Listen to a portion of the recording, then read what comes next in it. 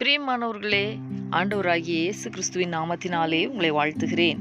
இந்த தின தியானத்தின் வாயிலாக இந்த நாளிலேயும் உங்களை சந்திப்பதிலே நான் மகிழ்ச்சி அடைகிறேன். இந்த நாளிலேயும் நம்முடைய தியானத்திற்காக மத்தேயு எழுதின சுவிசேஷம் 8வது அதிகாரம் 5 முதல் 13 வரைக்கும் உள்ள வசனங்களை நாம் தியானிக்க போகிறோம். 7வது 8வது வசனங்களை நான் வாசிக்கிறேன், கவனியுங்கள். அதற்கு இயேசு, நான் வந்து அவனை சொஸ்தமாக்குவேன் என்றார். நூற்றுக்கு அதிபதி பிரதி உத்தரமாக, ஆண்டவரே, நீர் என் வீட்டுக்குள் பிரவேசிக்க நான் பாத்திரன் அல்ல. ஒரு வார்த்தை மாத்திரம் சொல்லும், அப்பொழுது என் வேலைக்காரன் சொஸ்தமாவான் என்றான். பிரியமானவர்களே, ஜனங்கள் ஆண்டவராகிய இயேசு கிறிஸ்துவின் மேல் வைத்த விசுவாசத்தை அவர் கனப்படுத்தி, அந்த விசுவாசத்தின் நிமித்தமாக ஜனங்களுக்கு அவர் செய்த அற்புதங்களை நாம் தொடர்ச்சியாக தியானித்து வருகிறோம். இன்றைக்கும் நூற்றுக்கு அதிபதியின் விசுவாசத்தை பற்றி நாம் தியானிக்க போகிறோம். தன்னுடைய வீட்டிலே இருக்கிற வேலைக்காரனுடைய சுகத்திற்காக ஆண்டவராகிய இயேசு கிறிஸ்துவை சந்தித்து, தனது வேலைக்காரன் திமிர்வாதமாய் கிடந்து கொடிய வேதனைப்படுகிறான் என்பதை தெரிவித்த போது ஆண்டவராகிய இயேசு கிறிஸ்து, நான் வந்து அவனை சொஸ்தமாக்குவேன் என்றார்.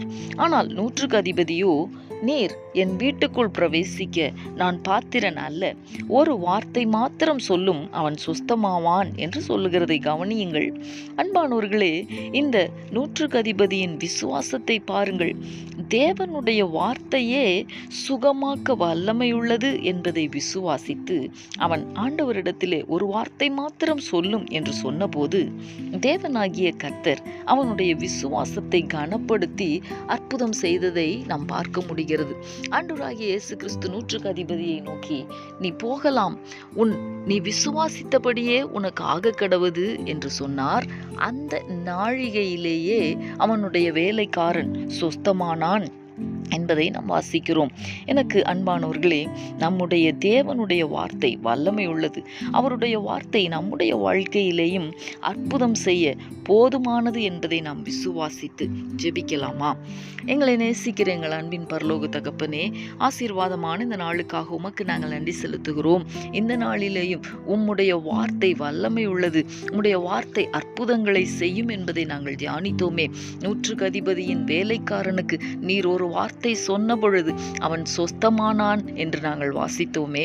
தகப்பனே, இன்றைக்கும் உம்முடைய பிள்ளைகளுடைய வாழ்க்கையிலே உம்முடைய வார்த்தையின் வல்லமையை கர்த்தர் வெளிப்படுத்தி அற்புதங்களை செய்ய வேண்டுமாய் உம்முடைய நாமத்தினாலே நாங்கள் ஜெபிக்கிறோம். கர்த்தர் அப்படி செய்ய போகிறதற்காய் உமக்கு நன்றி செலுத்துகிறோம். இயேசு கிறிஸ்துவின் நாமத்தில் வேண்டிக் கொள்கிறோம் நல்ல பிதாவே. ஆமேன், ஆமேன்.